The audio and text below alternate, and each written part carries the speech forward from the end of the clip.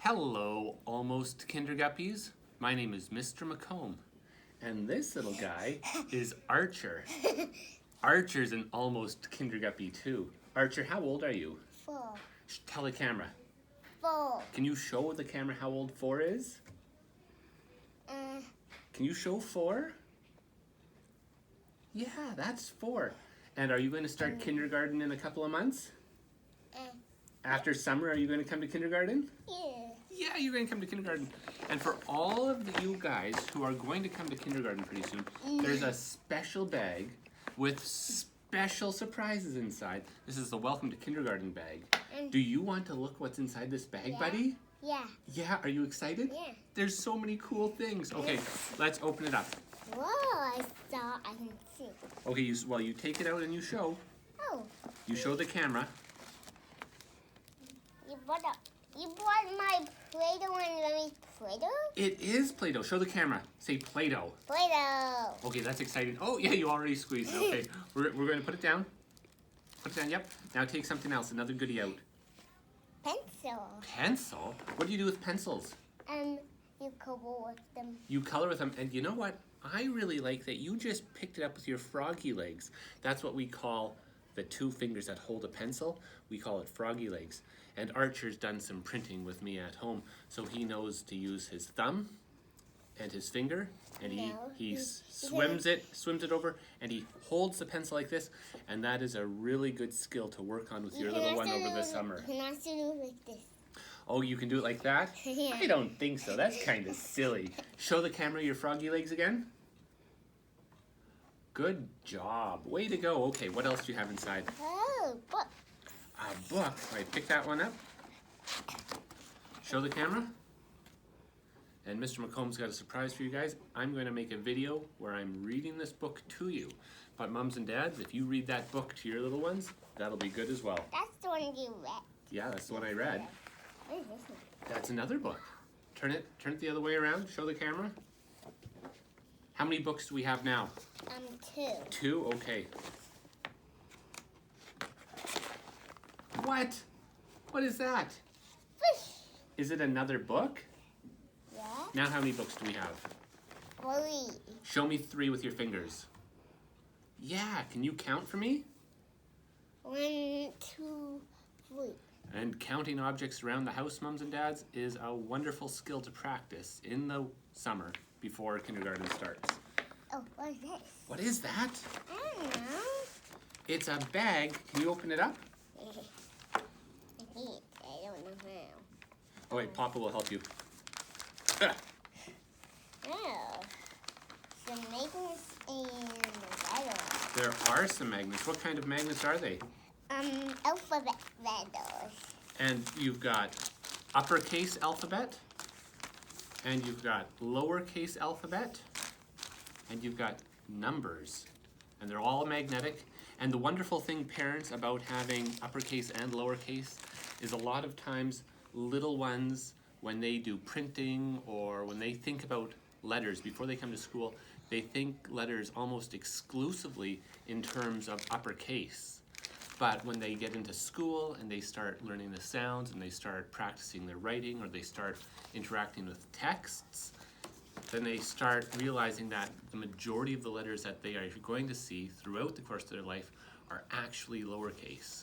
So when you're at home, if your child is showing a tendency to exclusively use uppercase letters, if you can introduce them to the lowercase letters, to show them what the lowercase letters are, maybe to practice printing their name first letter uppercase, the rest of the letters lowercase, just as a way to get into the mindset of kindergarten. And so when they get into books later on, they're not confronted with 26 unfamiliar letters. Lowercase letters are very important. Can you open up this paper and show the camera what you have? I don't know how. You do, you can do it.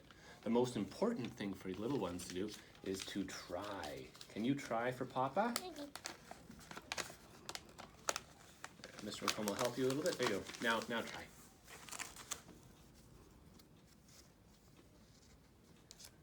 It's like opening a present on Christmas morning, eh? I like how careful you're being so you don't rip the paper. And this is a fine motor activity. Something as simple as unfolding a piece of paper, wonderful skill to get that eye-hand coordination, those fine motor muscles. What you're going to find over the summer if you work with your little one with the Play-Doh or the magnets or their pencils, the little ones are going to find that their hands get tired because those fine motor muscles inside that require a lot of precision, a lot of effort, it's going to be difficult. And when something is difficult, you don't really want to do it. But the more we get the little ones to do it, by the time they get to school, the more comfortable they'll be with it. So any printing, any coloring, even scribbling, any manipulating of objects, scissors, pencils, crayons, magnets, Play-Doh, that'll all be to the benefit of your wee one. Okay, Archer, can you turn the paper around and show all the mummies and daddies on the camera what's in there? Show the paper. Here, Mr. McComb will help you. So an alphabetical chart, and the kids can point and sing. Can you point at the letters and sing? A, B, C, D, E, F, G, H, I, J, K, L, M, Boy, H, I, J, K, L, M, N, O, P, Q, R, S, T, U, V, W, X, Y, and Z. What's the last letter? Z. Do we say Z? Z. We say Z, that's right. And as you saw there, mums and dads, what I did is I helped my little one. A lot of times young children can sing the alphabet, but that one-to-one correspondence, that relationship between the letter name and the separate distinct symbol is blurry. So when they sing, they'll sing LMNOP and they'll think that's one letter. So if you just help guide, then the child gets to understand that there's a relationship between the separate sounds and the separate symbols. So you can point to a letter, you can say a letter. Hey, Archer, can you touch the A? Good job. Archer, can you touch the Q? Q, Q, Q. Good job. Can you touch the little Y? Y, Y. The little Y. I can't find, where's the Y? Y. It's near the bottom. It's near the Z. Where's the Y? And so I gave a clue without actually giving the answer right away. Can you touch the little M? M, M, M. Oh, yeah, I saw you were about to go to the W, but you knew not to. There it is. And so I directed him to touch the little M and not the big M, so you can play around with uppercase and lowercase. A good place to start is your child's name. Archer, how do you spell your name? Oh, A-R-C-H-E-R. A-R-C-H-E-R. And so Archer can sequence his name. Now, Archer, here's a pencil, a brand new pencil that you got in your bag. Can you write your name for Mr. McComb? Okay. So where is And it? hold the paper with this hand. So do your A. And when you print, put this part of your hand down on the paper. That was kind of tickly, wasn't it? A, good job. And across. So that's a capital A. Now you're going to do your R. Start at the top, Top. go down, Down. come up, and a bump. Up. And you can see I've been working with Archer at home, directing him verbally, and so those verbal instructions he's remembering now as he's writing independently. A-R, Start at the top. wait, so Down you, and around. so that's your C. Remember, it has to have a little hook at the top too, yeah? Yeah. Let Papa help. Remember, your C has to have a little hook at the top. A-R-C, A. turn your pencil around, and hold the paper with this hand. No, that's not froggy legs. So correct finger placement is a good thing to reinforce. And get all the way down. Yeah, get all the way down. That's very smart. A-R-C. Now your H starts at the top, top, top. It's a tall letter, right? Down, and you come up Up. part way and a bump. A-R-C-H. H-E. And do you remember what the E looks like? Sideways, That's right. up, around, and down. So smart. And what's your last letter? A-R-C-H-E. And so we can reference the letters with the alphabet chart. Down, up, and Good job. Now I'm going to take this, I'm going to show the camera. A-R-C-H-E-R. Now those sizing and spacing aren't conventional. We'll get to that in kindergarten, but any practice your little one can have over the summer will be totally beneficial. So we've got the number paper, and you can practice with the numbers the same way you did with the letters. Archer, can you touch the 0? 0, 0. Just sit on your bum. Touch the 0. Good job. 0 is often an overlooked letter for little ones before they come into kindergarten. So this paper actually has the 0, but no 10. Archer, can you show me 0 fingers? That's sometimes a difficult concept as well that needs some practice. Archer, if I give you a rhyming word, can you tell me another word that rhymes with it? If I say cat, what would... Gnat. Okay, get your finger out of your mouth. Cat. Gnat. Make. Cake. Bike. Nike. And a simple, fun, verbal game like this to help your child recognize and practice rhyming. Another wonderful activity to practice over the summer with your soon-to-be kinderguppy. Oh wait, do you want to see what else is in the bag there, bud? Yeah. Okay, let's see. What is this? I don't know what that is. Oh, this is a blow-up. Blow up. It's kind of like a balloon, but it's a pencil-shaped balloon. And you can use it, and once you blow it up, you can bonk it on the table, and it can make a nice sound, like an empty water bottle. Yeah, bonking it like that. Oh, wait, what else do we have here? Pencil. No, not pencils. You show the camera. Turn it around. Those are crayons. Crayons. And coloring Those are can my- sometimes be a difficult job for a little one. We have to practice correct finger placement. Froggy legs, good job. And let's see, Papa is just going to give you a square. Can you color that square in for me? Can I color it inside? Yes, coloring it inside, because when we color, do we want to scribble all over, or do we want to go inside the lines? Inside the line. Now, if you've been paying attention throughout this video, my little Archer here has been switching back and forth between his left hand, which he's coloring with right now, and his right hand. So he hasn't settled on which hand is dominant I'm yet. the green one now. Oh, well, I'd like you to color a little bit more with the purple, okay? Okay. Now, if you see your little one start to color with one hand and then use the other hand to try and manipulate at the same time, that's a good indication that they've probably chosen the wrong hand as their dominant. So if that's the case, you can just gently redirect. Oh, hey, Archer, let's try with your other hand. Can you use froggy legs there? And you can see here, Archer's trying very hard to stay inside the line. And if you start really small, if you don't give your little one a giant coloring sheet or even a normal sized coloring sheet, if you just give a simple shape, that'll keep the task relatively small and easy. They can feel successful, they can complete it quickly, and it'll minimize that feeling of fatigue and just be another little step along the road to getting ready. Because it's going to be difficult and challenging for many, they're not going to want to do it.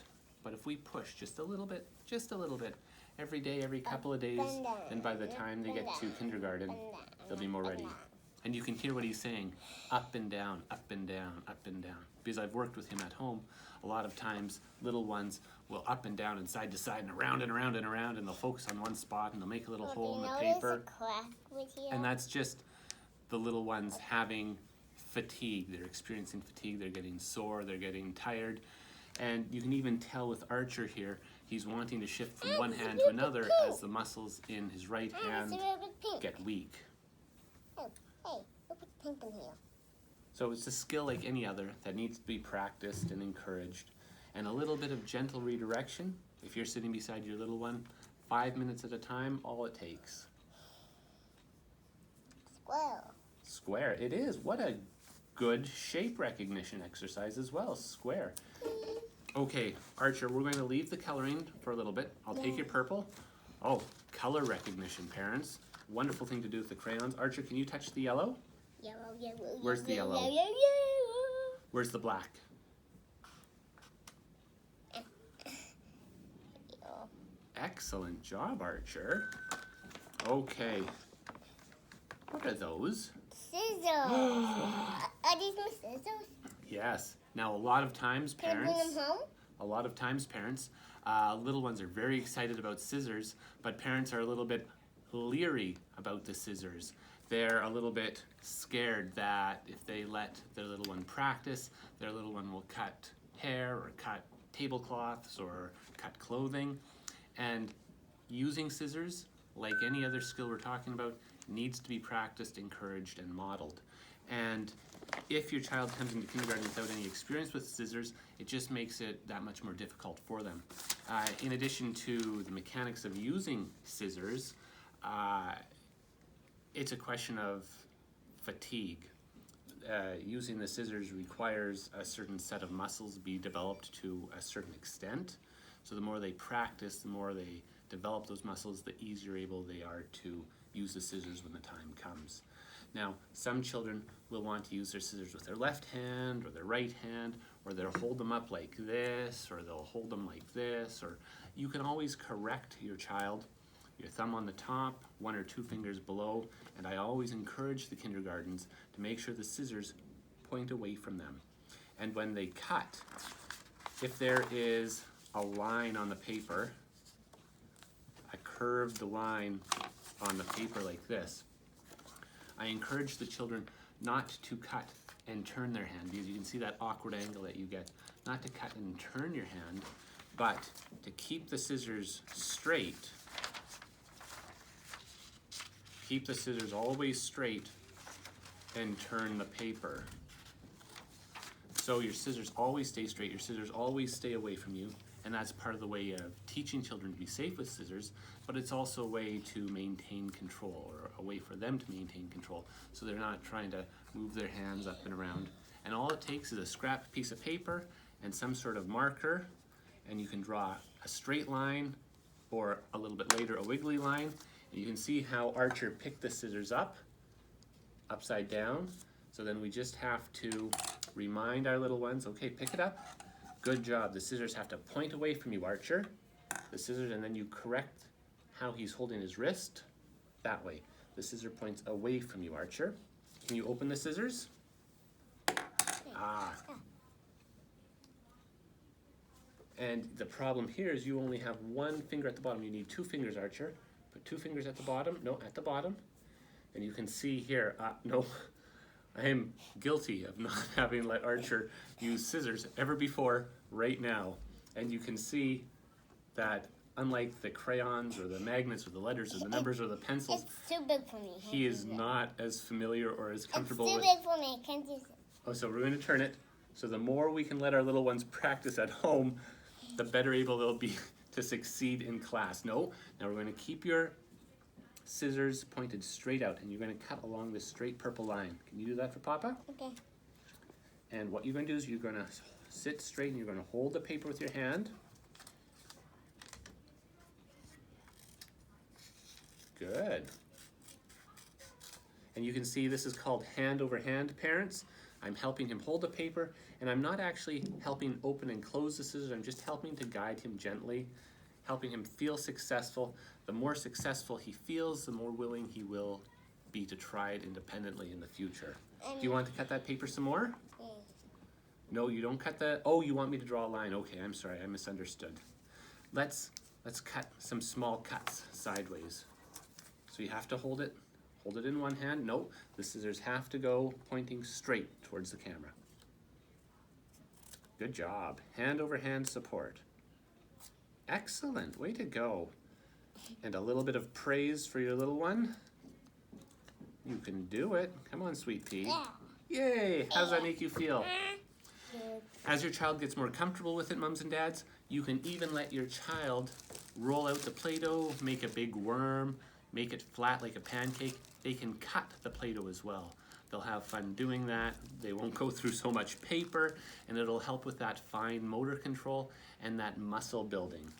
And then if you see your child naturally curious, wanting to play with the blades of the scissors, for one thing, they're pretty safe, these scissors, but you can also use it as an opportunity to talk about scissor safety, about how these are like two little knives in there, Archer, and you don't want to put your hands in there or else they'll get cut. Do you want to get blood? No. Okay, so let's put that down, Sweet Pea.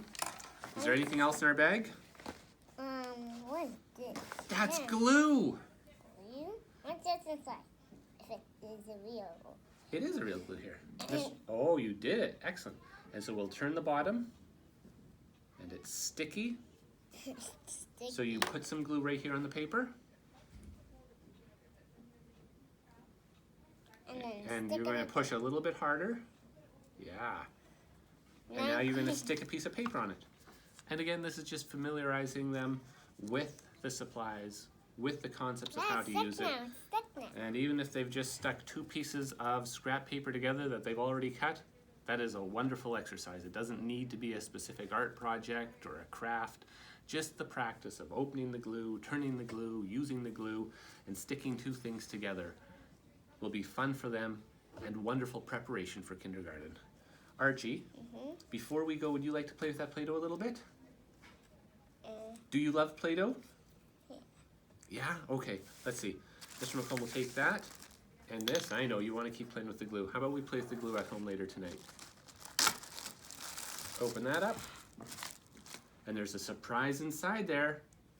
Show the camera. A special color surprise. How exciting. And with this Play-Doh, that fine motor control, the muscles getting built up as they work the Play-Doh. It's a special surprise. They can roll it out into long, skinny snakes. I cut with the scissors. Oh, sure. How about we do this, though? Watch, I'll give you a small piece. We'll roll it out like a hot dog. And you hold your scissors, No, I'm doing two by fingers. myself. I know you want to do it by yourself, and I'm just here to keep you safe. Two fingers in the bottom there, babe. Scissors always point straight ahead. Yeah. A little piece. Is that nice? The hardest one of all. Right. No, I'm doing like No, this. no, you don't do it sideways. The scissors always go straight out ahead. Yeah. Excellent job. Archer, the last thing we're going to do before we go, can you turn this into a letter R? No scissors. Can you make that into a letter R? And if your child's having a hard time conceptualizing what you ask, you can model it for them. I don't know how. Oh, I saw what you were doing there, Archer. You were bending it like that. That's pretty good. Now watch what Papa does. That's a candy cane. It is a candy cane. Watch what Papa does. Papa's going to cut a little bit at the top. And then I'm going to take the top piece and I'm going to bend it. And then I'm going to stick it on the straight piece. Okay, you do it. Just like I did. Now is my bent piece in the middle or is my bent piece at the top? Look at the letter R, hun. That bent piece, does it go at the top or in the middle? At the top. And just talking about letters, what they look like and how to make them is wonderful language skills, wonderful practice for your little one. Archie, can you look at the camera and say bye-bye? Bye-bye. Can you say see you later? See you later. R. All right.